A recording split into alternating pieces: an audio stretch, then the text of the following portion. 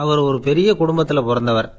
இருக்கிற சொத்துக்கள் எல்லாத்தையும் வாரி வழங்கிவிட்டு காட்டுக்கு புறப்பட்டார் தவம் செய்யறதுக்காக. இருந்தது பூராவும் கொடுத்துட்டார்.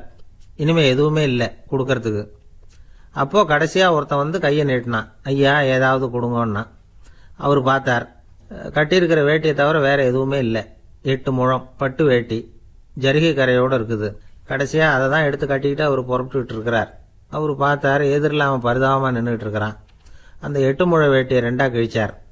4 முழத்தை அவங்ககிட்ட கொடுத்துட்டு மீதி 4 முழத்தை தன்னுடைய இடுப்புல கட்டிக்கிட்டு அவர் காட்டுக்கு போயிட்டார். இவன் என்ன பண்ணான் தெரியுமா? கையில கிடைச்ச 4 முழத்தை எடுத்துக்கிட்டு கடை வீதிக்கு போனான். பழைய பட்டு வேட்டி ஜருகை இதெல்லாம் விலைக்கு வாங்குற வணிகர் ஒருத்தர் இருந்தார். அவர்கிட்ட போனான். இதை விலைக்கு எடுத்துக்கிறீங்களான்னு கேட்டான். அவர் வாங்கி பார்த்தார். ஆஹா, ரொம்ப அருமையான வேட்டி, விலை வசந்த ஜருகை, இது ஏது உனக்குன்னு கேட்டார். அவன் நடந்ததை சொன்னான். அப்படின்னா ஒன்று செய்ய, இந்த வேட்டியோட இன்னொரு பாதியையும் மெதுவாக வாங்கிட்டு வந்துரு, உனக்கு நிறைய பணம் தரேன் அப்படின்னார் அந்த வணிகர். இவன் கொஞ்சம் யோசனை பண்ணி பார்த்தான். கொஞ்சம் இருங்க, அதை வந்துவிடுறேன் அப்படின்னு சொல்லிவிட்டு நேராக காட்டுக்கு போனான். அவர் எங்கே இருக்காருன்னு தேடி கண்டுபிடிச்சான். அவர் ஒரு இடத்துல தவக்கோலத்தில் இருக்கிறார். கட்டியிருந்த இடைவேட்டியும் அவரை அறியாமலே நழுவி கீழே விழுந்து கிடக்குது. இவனுக்கு ரொம்ப வசதியாக போச்சு. அவரை கேட்க வேண்டிய அவசியமே இல்லை.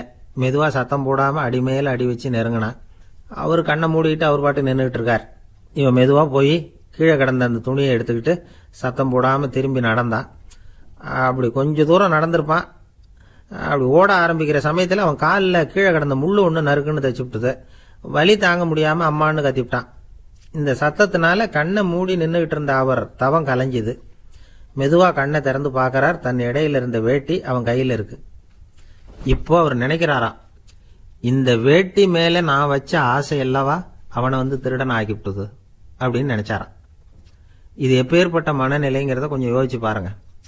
தான் ஒரு பொருள் மேல வைத்த பற்று இன்னொரு மனிதன் திருடனா ஆகிறதுக்கு காரணமா ஆயிட்டுதே அப்படின்னு நினைக்கிறார்.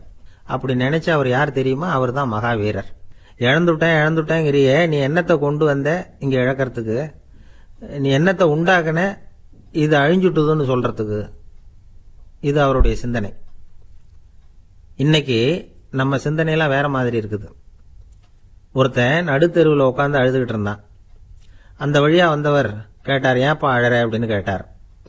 5 ரூபா சார், இந்த இடத்துல விழுந்துட்டுது, ரொம்ப நேரமா தேடுறேன், கிடைக்காது போல இருக்கு அப்படின்னா. எப்போ தொலைஞ்சுது அப்படின்னு கேட்டார். அது எனக்கு தெரியாது சார், பணத்தை தொலைச்சவன் தேடி பார்த்துட்டு போயிட்டான், நான் அவனுக்கு பின்னாடி தேட வந்தவன் அப்படின்னு சொல்லி